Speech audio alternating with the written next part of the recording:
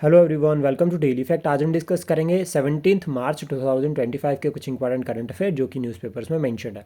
Target या approach की अगर हम बात करें तो हम फॉलो कर रहे हैं प्रीलिम्स और मेंस दोनों के लिए करंट अफेयर एक साथ, यानी कि हम एक इंटीग्रेटेड अप्रोच को लेकर चल रहे हैं, जिसमें सोर्सेज की अगर हम बात करें तो न्यूज़पेपर्स में द हिंदू और Indian express, and government sites में अगर हम बात करें तो PIB plus all India radio.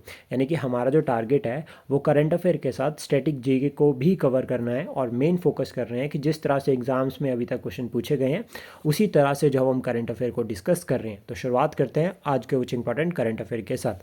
सबसे पहले हम बात करेंगे असम राइफल्स के बारे में। रिसेंटली न्यूज़ में है, और असम राइफल्स जो है वो one of the central arm reserve force उनमें से एक है, और ये किसके अंडर आते हैं? मिनिस्ट्री ऑफ होम अफेयर के।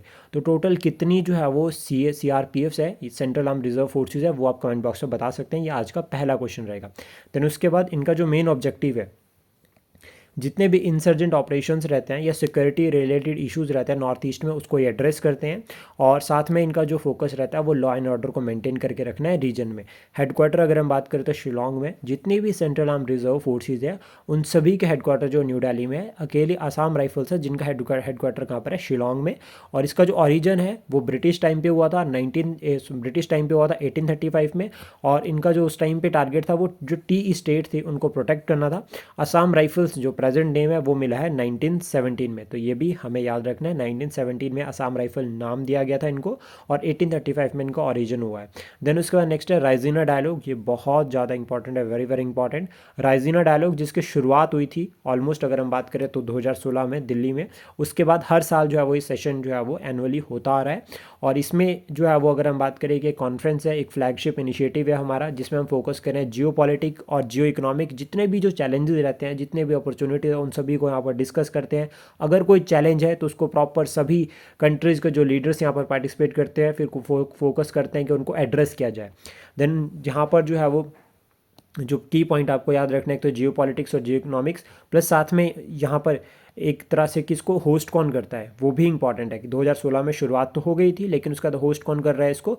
Observer research foundation. और किसके साथ पार्टनरशिप कर रहा है? Ministry of external affair. तो मिनिस्ट्री ऑफ एक्सटर्नल अफेयर और ऑब्जर्वर रिसर्च फाउंडेशन दोनों मिलकर इसको होस्ट करते हैं। और 2025 के लिए जो थीम है वो है काला चक्र, पीपल, पीस, प्लानट।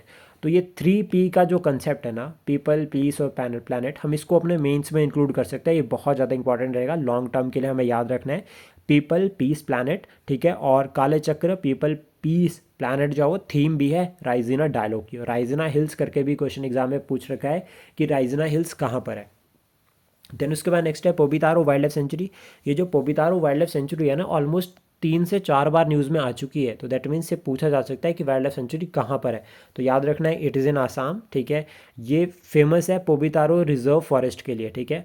और जो पोबितारो रिजर्व फॉरेस्ट है ना, वो वन ऑन रिहानो के लिए बहुत ज़्यादा जो है वो फेमस है। प्लस मैं आपको बताना चाहूँगा कि एनवायरनमेंट के रिगार्डिंग हम जो है पूरे एक साल के करंट अफेयर की वीडियो जो है वो जल्दी लेकर आ रहे हैं। तो उसकी नोटिफिकेशन आपको यूट्यूब पर और टेलीग्राम पर मिल जाएगी, और आप हमारे साथ जुड़ भी सकते हैं, ताकि आप मैक्सिमम जो है वो एनवायरनमेंट से रिलेटेड कंटेंट को कवर करें। और उस जो कंटेंट होगा जो हम डिस्कस करेंगे एनवायरनमेंट के रिगार्डिंग, उसको स्टैटिक के साथ भी लिंक करेंगे, ताकि एक ही वीडियो में मैक्स करंट जो है वो कवर हो जाए एनवायरनमेंट का, प्लस स्टैटिक जो है वो स्टैटिक जो एनवायरनमेंट पोर्शन है वो भी कवर हो जाए। तो ये जो पोबितारो जो वाइल्ड लाइफ सेंचुरी है, ठीक है, एक तो ये पोबितारो रिजर्व फॉरेस्ट के लिए फेमस है, दूसरा वन ऑन रिहानो के लिए फेमस है, सेकंड उसके बाद, ठीक है, तमुली दोबा वेटलैंड है, एक फेमस वेटलैंड, वो इस वाइल्ड लाइफ सेंचुरी में है। तो ये भी हमें याद रखना है। और ये जो वेटलैंड है ये वन ऑन रिहानो की एक आइडल हैबिटेट साइट है। देन उसके बाद नेक्स्ट है वर्ल्ड कंज्यूमर राइट है, ये 15 मार्च को होता है। और थीम अगर हम बात करें, a just transition to sustainable lifestyle, a just transition to sustainable lifestyle जो थीम है। देन उसके बाद SCO यानी कि शंघाई कॉरपोरेशन ऑर्गेनाइजेशन, इनके डिफेंस मीटिंग जो है वो 2025 की कौन होस्ट करेगा? चाइना। और थीम की अगर हम बात करें यहाँ पे तो SCO year of sustainable development जो है वो थीम है।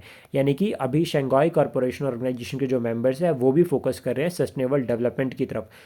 जो SCO है, भारत और पाकिस्तान दोनों इसके मेंबर बने थे 2017 में, और 2022 में कौन मेंबर बना है? ईरान। अभी लेटेस्ट मेंबर कौन बना है ये आप कमेंट बॉक्स में बता सकते हैं। प्लस जब ये मीटिंग आएगी तो उस टाइम पे हम शंघाई कॉरपोरेशन ऑर्गेनाइजेशन के बारे में पूरा इन डिटेल डिस्कस करेंगे, क्योंकि जिस तरह से अभी अगर हम बात करें चाइना और US के बीच में अभी अगेन जो है वो ट्रेड वॉर लाइक कंडीशंस बन रही है, टैरिफ वॉर चल रखी है, तो हमारे लिए काफ़ी ज़्यादा जो है वो इंपॉर्टेंट रहेगा। देन उसके बाद नेक्स्ट है, अभी रिसेंटली अपॉइंट किया गया है chairman of the Tata communication. तो इनको, ये कौन पर्सन है जिनको अपॉइंट किया गया है? एन गणपति सुब्रमण्यम, इनको अपॉइंट किया गया है। नेक्स्ट उसके बाद है वर्ल्ड पाई डे, ये 14 मार्च को होता है। पाई की वैल्यू अगर हम बात करें 3.14, और इस दिन 14 मार्च को क्या होता है कि जो एल्बर्ट आइंस्टाइन थे उनका बर्थ एनिवर्सरी होती है, ये बर्थडे होता है इस दिन। देन उसका नेक्स्ट है, मोडीज़ ने प्रोजेक्ट किया इंडिया की जीडीपी फाइनेंशियल ईयर 2025-26 के लिए कितनी? 6.5%। तो ये हमें याद रखना है, बहुत इंपॉर्टेंट रहेगा। और जीडीपी की अगर हम बात करें तो number of goods and services produced in a domestic territory in a given year. Generally given year एक फाइनेंशियल ईयर ही होता है, एक साल का ईयर होता है। उसके बाद नेक्स्ट है, इंडियन रेलवे ने अभी रिसेंटली इंटीग्रेट किया है मिशन अमृत सरोवर के साथ। अमृत सरोवर जिसको लॉन्च किया गया था 2022 में अप्रॉक्सीमेट, और इसमें टारगेट किया जा रहा है कि हर डिस्ट्रिक्ट में 75 पॉन्ड्स को बनाया जाएगा ताकि वाटर कंजर्वेशन की तरफ फोकस किया जा सके। और ये इंपॉर्टेंट है बहुत ज़्यादा। इसकी शुरुआत अप्रैल 22 में हुई थी, ठीक है, अप्रैल 2022 में जो वो शुरुआत हुई थी इस मिशन की। और एक तरफ से वेटलैंड रिस्टोरेशन की तरफ भी हेल्प करेगा, जो हम सॉइल इरोजन है उसको भी यहाँ से एड्रेस करेंगे, प्लस ग्राम सभा की एम्पावरमेंट भी यहाँ से होगी। और अलग से फंड नहीं है इस जो मिशन है इसके लिए, ये भी ध्यान रखना है। देन उसके बाद नेक्स्ट है पीएम युवा 3.0, young upcoming and versatile authors. ये पूरा का पूरा जो है इसका एब्रीवेशन है, ठीक है, याद रखना है। यंग अपकमिंग वर्सटाइल ऑथर्स मतलब क्या है, इसका मेन ऑब्जेक्टिव क्या है कि ये मेंटर करेगा यंग ऑथर्स को बिलो 30, जो कि 30 साल से कम है। क्यों, क्या ऑब्जेक्टिव है? जो इंडियन लिटरेचर है उसको ग्लोबली प्रमोट करना। मतलब जो पीएम युवा 3.0 है, इसका जो मेन ऑब्जेक्टिव है वो इंडियन लिटरेचर को ग्लोबली प्रमोट करना। इसके लिए फिर जो है वो यंग ऑथर्स को जो पूरा मेंटरशिप जो प्रोवाइड की जाएगी, और वो ऑथर्स जो कि 30 साल से कम एज में है। प्लस साथ में यहाँ पर जो इम्प्लीमेंटिंग एजेंसी है उसका नाम है नेशनल बुक ट्रस्ट। कौन सी इम्प्लीमेंटिंग एजेंसी है? National book trust. और ये जो पूरी की पूरी स्कीम है, ठीक है, अगर हम बात करें पीएम युवा 3.0, तो ये अलाइन करती है न्यू एजुकेशन पॉलिसी 2020 के साथ। पहला पॉइंट तो ये हो गया, ठीक है, जो आपको याद रखना है। उसके बाद नेक्स्ट है, उड़ीसा गवर्नमेंट ने जो है वो अभी रिसेंटली डिसबर्स किए हैं ₹5,000 करोड़ अंडर द सुभद्र योजना या सुभद्र स्कीम।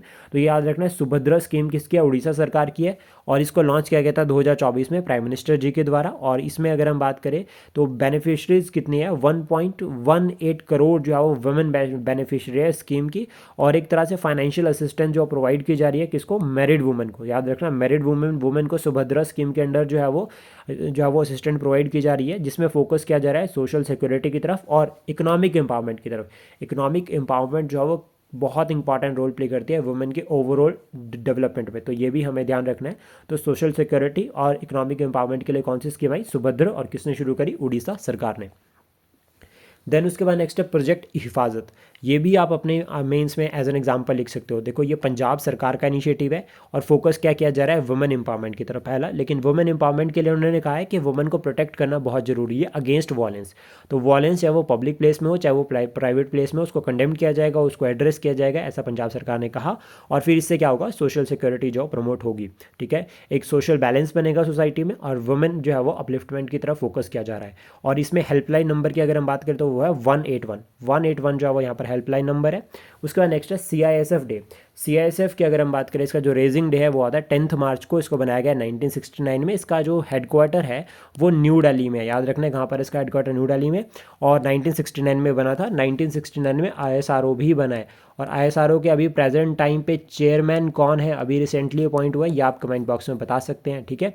देन उसका नेक्स्ट है INS इम्फाल। INS इम्फाल की अगर हम बात करें तो रिसेंटली INS इम्फाल ने पार्टिसिपेट किया था नेशनल डे ऑफ मॉरिशस। ये कब हुआ है? 12 मार्च को। हमारे प्राइम मिनिस्टर भी यहाँ पर गए थे। फिर हाईएस्ट सिविलियन अवार्ड भी उनको मिला है।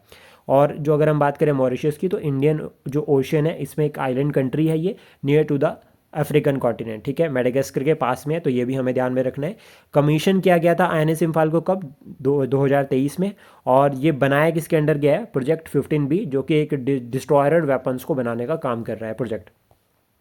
उसके बाद जो आज का लास्ट टॉपिक रहेगा that is related to the मतलब लाइक छोटी छोटी जो है वो पॉलिटिकल पार्टीज़ है। पॉलिटिकल पार्टीज़ भी नहीं हम इनको कहेंगे, एक तरह से जो है वो ये ग्रुप है छोटे छोटे, ठीक है। एक है अवामी एक्शन कमेटी और दूसरा है इतिहादुल मुस्लिम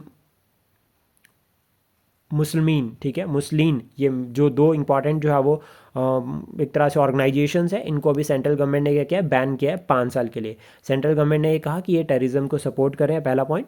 और फिर सरकार ने यहाँ पर ये भी टारगेट किया है कि जितनी भी एक्टिविटी सरकार के अगेंस्ट होगी उनको एक्सेप्ट नहीं किया जाएगा, उनके अगेंस्ट एक्शन लिया जाएगा, और इनको जो है वो अनलॉफुल जो है वो एसोसिएशन डिक्लेयर किया है।